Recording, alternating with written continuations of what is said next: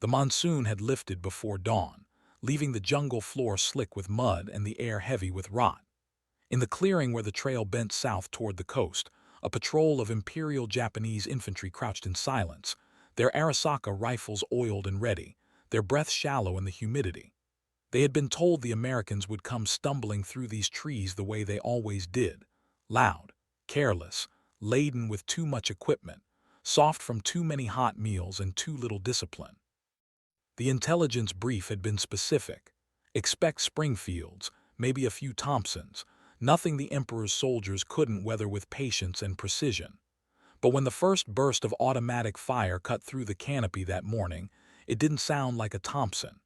It was deeper, slower, methodical, each round a hammer blow that splintered bamboo and turned cover into shrapnel.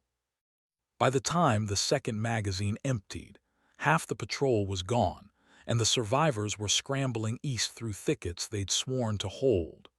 The weapon doing the damage was the Browning automatic rifle, and over the next 3 years, it would rewrite the calculus of infantry combat in the Pacific. New Georgia, July 1943. The invasion force had come ashore under naval bombardment, Marines and Army infantry pushing inland from Rendova through terrain that swallowed roads and turned every ridge into a fortress. The Japanese garrison defending Munda airfield knew the ground, knew the trees, knew how to dig in where mortars couldn't reach, and where every approach funneled attackers into pre-sighted kill zones. They had fought on Guadalcanal and seen the Americans bleed for every yard, and they expected the same here: attrition, exhaustion, eventual withdrawal when the cost became unbearable. What they hadn't accounted for was the distribution of firepower at the squad level. By mid-1943, American rifle companies were deploying one bar for every 12 men, sometimes more, and the weapon's sustained automatic fire gave even green troops the ability to suppress entrenched positions long enough to maneuver. The bar weighed 20 pounds loaded, fed from a 20-round magazine, and could punch through logs, sandbags, and light fortifications at 300 yards. It wasn't subtle, and it wasn't quiet, but it was reliable. And in jungle fighting where visibility dropped to arm's length and ambushes came without warning, the ability to lay down continuous fire without waiting for a machine gun crew was the difference between pinned and advancing. The rifle had been designed in 1917 by John Browning, a Mormon gunsmith from Utah whose obsession with mechanical simplicity had already given the Army its best machine gun and the Navy its best deck cannon. The bar was supposed to be a walking fire weapon, something a soldier could carry on the hip and spray from the advance. But that doctrine died in the Musargon when troops discovered the thing was too heavy and too hot to use that way. It spent the interwar years in armories and National Guard depots, a solution without a problem, until the Pacific campaigns turned it into exactly the tool the terrain demanded. The gas-operated action was straightforward. Propellant gas bled off mid-barrel, drove a piston, cycled the bolt, ejected the spent case, chambered the next round, locked, fired. No external power, no belts, no water jackets. A competent rifleman could field strip it in under 2 minutes and reassemble it blindfolded. The cyclic rate ran around 500 rounds per minute on full auto, which meant a disciplined shooter could walk bursts across a target zone without burning through ammunition or overheating the barrel. The Marines loved it because it didn't jam in sand or salt water. The Army loved it because it didn't require a tripod or a secondary crewman. The Japanese hated it because it turned every American fire team into a miniature machine gun section. By the time the campaign reached Bougainville in November, the tactical rhythm had shifted. Japanese doctrine still centered on the night banzai charge, mass infantry assaults designed to overwhelm defensive lines through sheer audacity and close-quarters shock. It had worked in China, where nationalist troops often broke under the psychological pressure, and it had worked early in the Philippines, where American and Filipino defenders were undersupplied and exhausted. But against Marine rifle companies dug in with interlocking fields of fire and a bar on every flank, the charges became abattoirs. The automatic rifleman's job was simple. Wait for the assault wave to close inside 100 yards, then empty magazines into the center mass until the bolt locked back on empty. Reload, repeat. The weapon's effective range stretched to 600 yards in daylight, but most engagements happened at a quarter of that distance, where the .3006 round hit hard enough to drop a man through brush and keep going. After-action reports from Cape Torquena documented charges that started with 200 men and ended with 18 reaching American wire, the rest scattered across the hillside in the dark. The survivors spoke of American machine guns everywhere, but the truth was simpler. It was one bar every dozen riflemen and gunners who understood the value of fire discipline. There were weaknesses. The magazine held 20 rounds, which went fast on full auto, and changing magazines under fire was a fumbling nightmare in mud or rain. The weapon had a bipod, but deploying it took precious seconds, and most gunners just braced the rifle against a tree or rucksack and fired from the shoulder. The barrel heated up after sustained bursts, and there was no quick-change system like the belt feds had, so overheating meant pausing to let the metal cool or risk warping. Some units trained their bar men to fire in short, controlled bursts, 3 to 5 rounds at a time, which preserved accuracy and extended barrel life. But in the chaos of an ambush or night assault, doctrine gave way to survival, and gunners held the trigger until the magazine ran dry. The weight was another constant problem. 20 pounds didn't sound like much until you added ammunition, water, rations, grenades, entrenching tool, poncho, helmet, and rifle belt, and then humped it through jungle heat for 10 hours without rest. Some automatic riflemen developed chronic shoulder and back issues, stress fractures in the clavicle from repetitive recoil, nerve damage in the hands from vibration.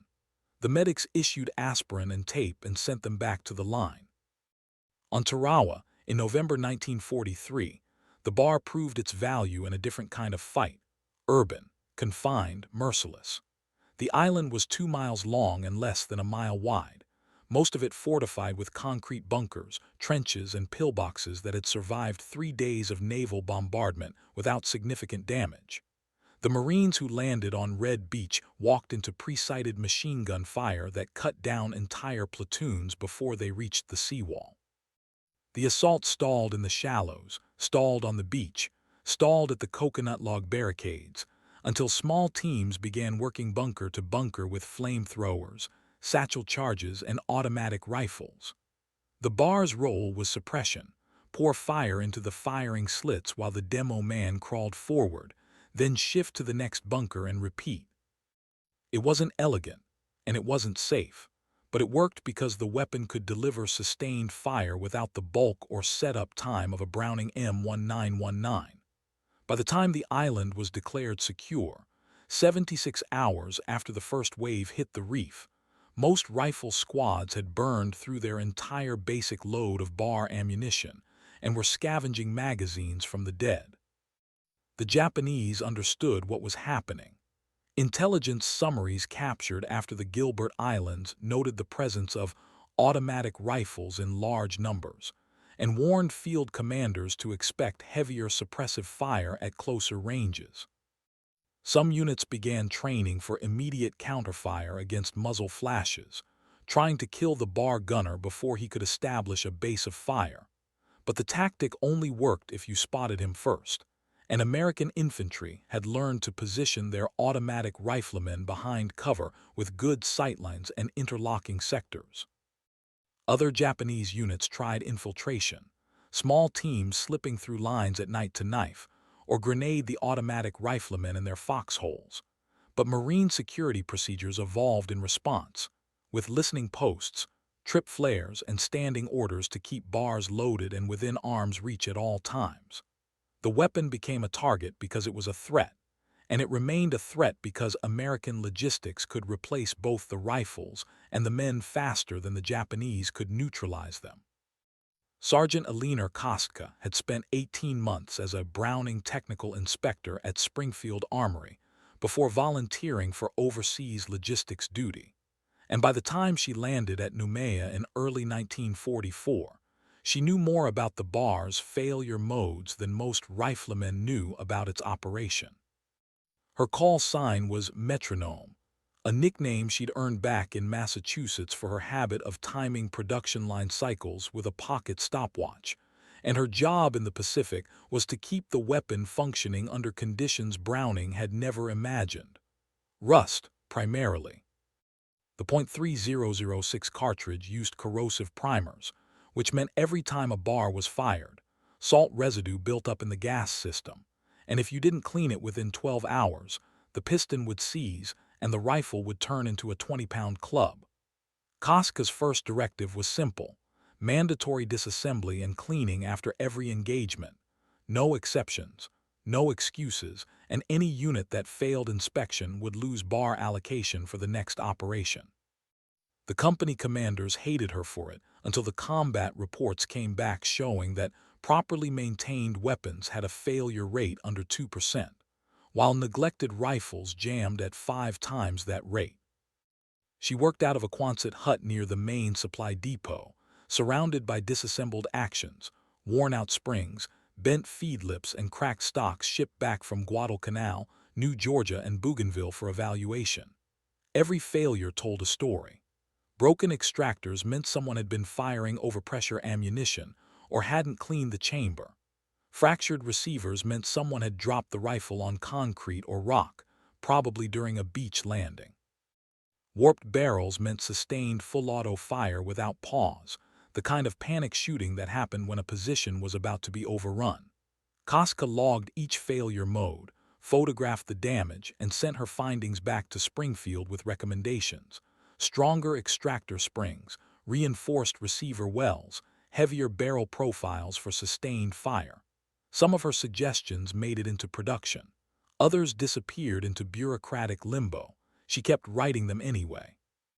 Her letters home were brief, clinical, careful not to reveal anything that might compromise operational security. The humidity here is remarkable.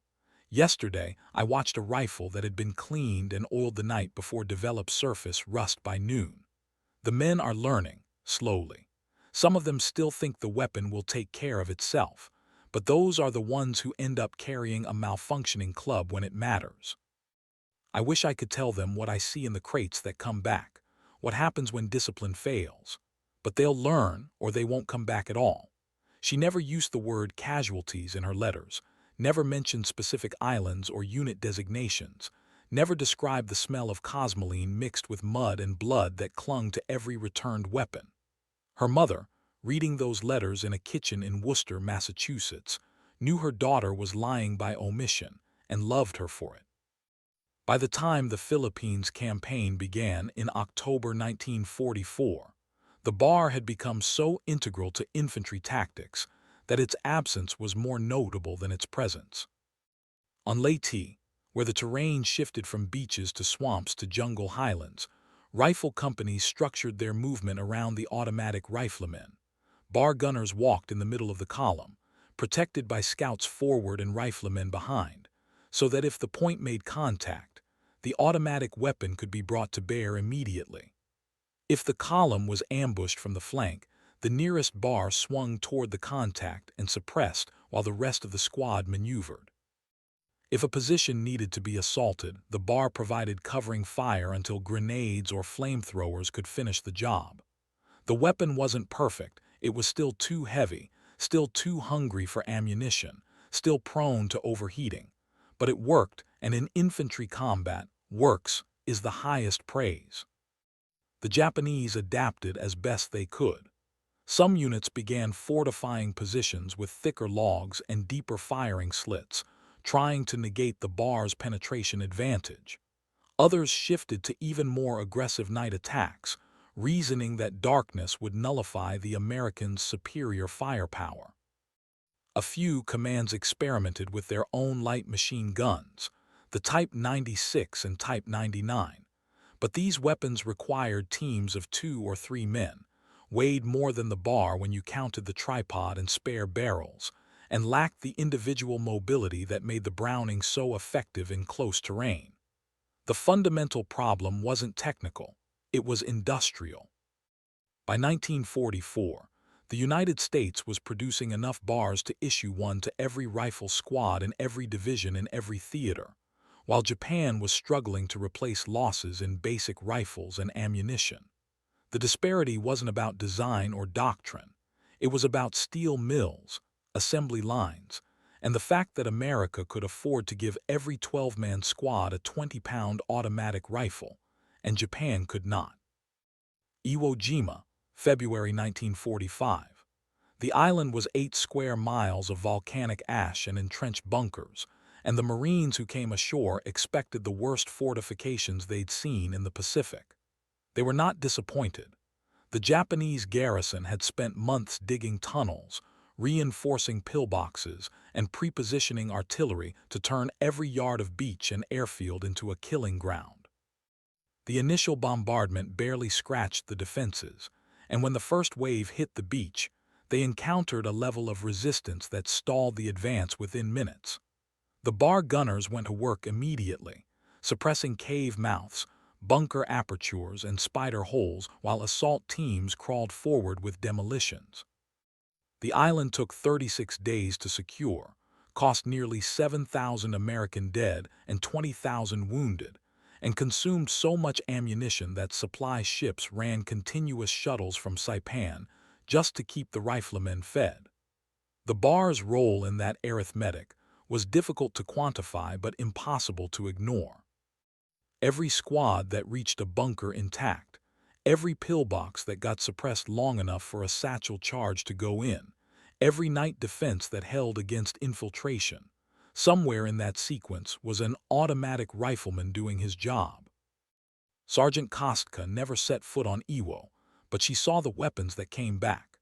They arrived in crates marked with unit designations and grid coordinates, each rifle tagged with a handwritten note explaining what had failed and when. Some had been buried in ash and dug out days later, their actions clogged with grit so fine it had infiltrated the bolt carrier despite every seal. Others had been fired until the barrels glowed red and the wood furniture charred, then kept firing because there was no choice. A few showed damage from Japanese grenades or mortar fragments. The receivers punched through with shrapnel, but the action's still functional. Kostka photographed them all, wrote up detailed failure analyses, and added them to the archive she was building, a catalog of what happened when you pushed a weapon past its design limits and it either broke or didn't. Most of them hadn't. That was the part that fascinated her, the sheer stubborn reliability of the thing, even when everything around it was falling apart. She had been writing a manual, in her spare hours, a field guide for armorers and automatic riflemen that explained the weapon's operation in plain language and troubleshooting in battlefield conditions.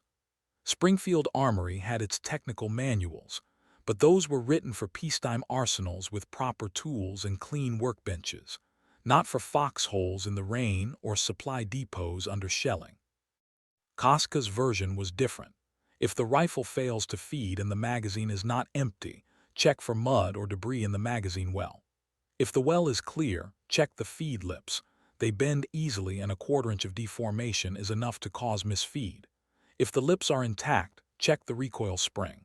A weakened spring will not drive the bolt forward with enough force to strip the next round.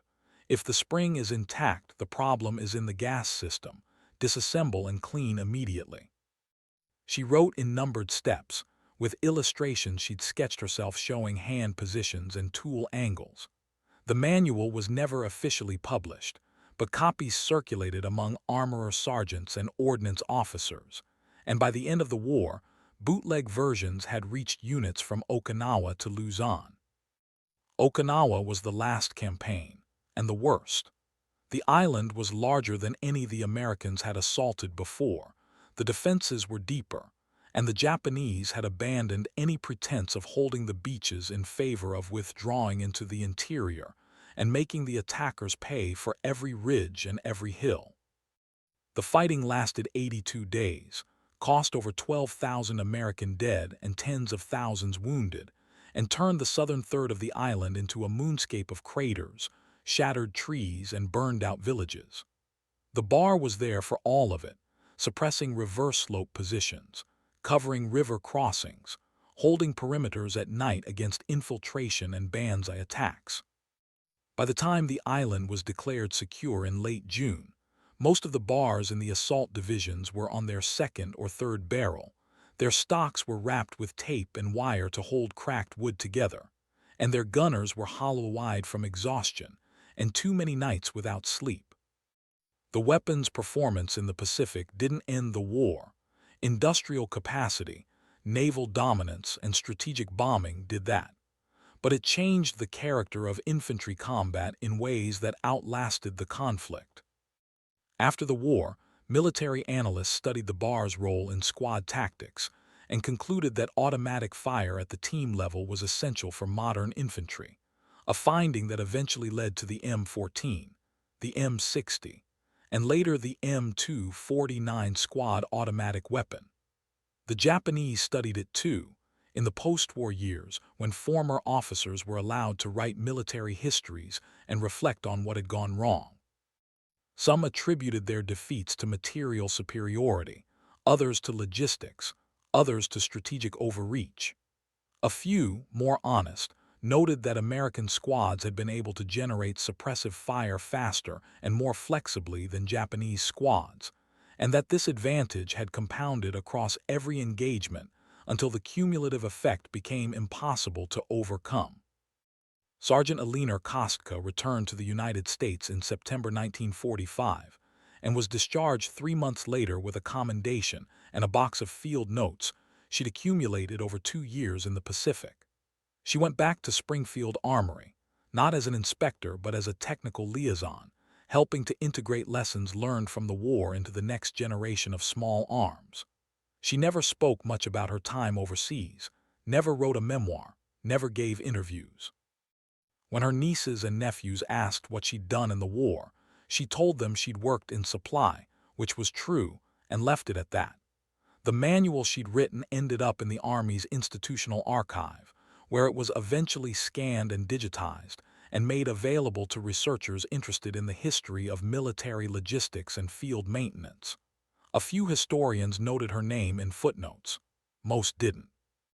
The bar itself remained in service for decades after the war, used by American forces in Korea and Vietnam, by Allied nations in Central America and Southeast Asia, by insurgents and militias in conflicts too numerous to catalog. It outlived the war that defined it, outlived most of the men who carried it, outlived the doctrine that had shaped its employment. The weapon didn't win the Pacific War. Wars are won by nations, not rifles. But it gave American infantry a tool that matched the demands of the terrain and the enemy, and that was enough. In the end, what mattered wasn't the weapon's specifications or its technical elegance, but the fact that it worked when it needed to, that it could be maintained under impossible conditions, and that the men who carried it into the jungle knew they could depend on it when everything else had gone wrong. Years later, a historian researching small arms development found one of Kostka's field reports in an archive at Fort Benning, a typed document with hand-drawn diagrams showing gas piston wear patterns and recommended cleaning intervals. At the bottom of the last page, someone had written a note in pencil. This saved lives. Don't let it get lost. The historian made a photocopy and added it to his book, a technical history of American infantry weapons that almost no one read. The note stayed in the archive, filed under Logistics, Pacific Theater, 1943–1945. Where it sits today, a small piece of evidence that someone, somewhere, understood the distance between a weapon's design and its use, between what was promised in peacetime and what was delivered when it mattered. The jungle where that first patrol died in 1943 is still there, though the trail is gone and the trees have grown over the clearing. No markers, no monuments, no plaques explaining what happened or why. Just green silence and the smell of rot and rain the same as it was then. The weapon that changed that fight is still in museums, still in armories, still occasionally fired at ranges by collectors and historians who want to know what it felt like. It feels heavy, they say. It feels loud. It feels like something you could trust if you had to. And for 3 years in the Pacific, that was all that mattered.